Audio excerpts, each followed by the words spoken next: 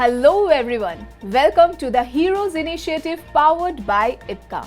These heroes are instrumental in improving quality of life of the patients. Today we have one such hero who has improved life of tens and thousands of such patients. Doctor, we welcome you to the Heroes Initiative by IPCA.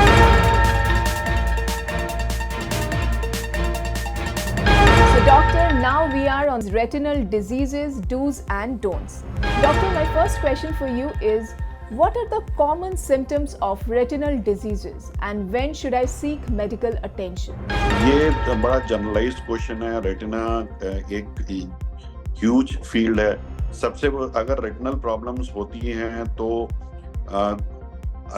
कुछ flashes या floaters आ रहे हैं तो patient को अपना retina check कराना चाहिए। अगर अक्षर में टेढ़ा मेढ़ापन दिख रहा है या रोशनी कम हो गई है तो रेटिनल प्रॉब्लम हो सकती है। अगर आपको डायबिटीज है, क्योंकि मैं आपको बताना चाहूँगा diabetes is a second leading cause of blindness in the western world. तो अगर आपको शुगर की बीमारी है तो आपको अपना रेटिना रेगुलरली चेक कराना चाहिए।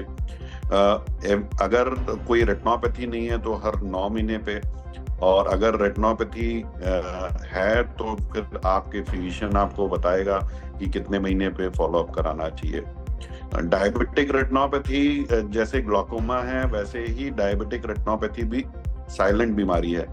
कई बार मरीज हमारे पास आता है, उसको एक आंख से रोशनी खत्म हो जाती है और तब हम उसकी दूसरी आंख ट्रीट करते हैं, तो उसको मालूम पड़ता है जब बीमारी काफी एडवांस स्टेज में हो गई है।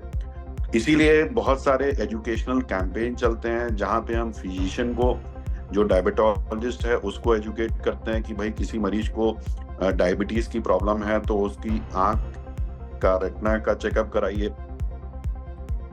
रेडियो पे कैंपेन चलते हैं कि diabetes is leading cause of blindness and if you are suffering with diabetes please get your retina checked.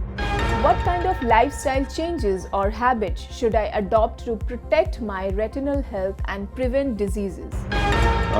Age-related macular degeneration is also one of the leading cause of blindness. To prevent age-related macular degeneration, you should always take a lot of antioxidants. Antioxidants कहाँ मिलता है? हरी सब्जियों में मिलता है, fruits में मिलता है। स्मोकिंग आपको अवॉइड करनी है, अल्कोहलिज्म आपको अवॉइड करना है।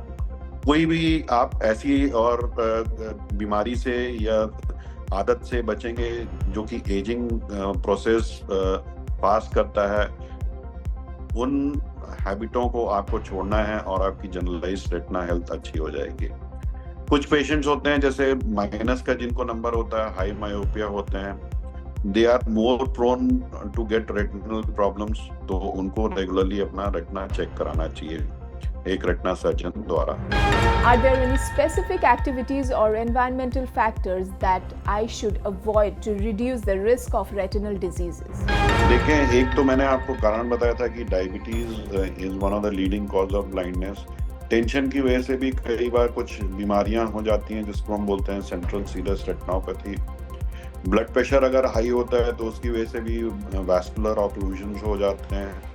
तो ये सब बीमारियों को कंट्रोल करना है और स्ट्रेस से दूर रहना है। अच्छा खाना खाइए, एंटीऑक्सीडेंट्स जिसमें एंटीऑक्सीडेंट्स की मात्रा काफ़ी हो, तो इन बीमारियों से बचा जा सकता है। So doctor, your expertise and insights on retinal diseases, do's and don'ts are invaluable to this initiative, and we believe your participation will greatly benefit the patients.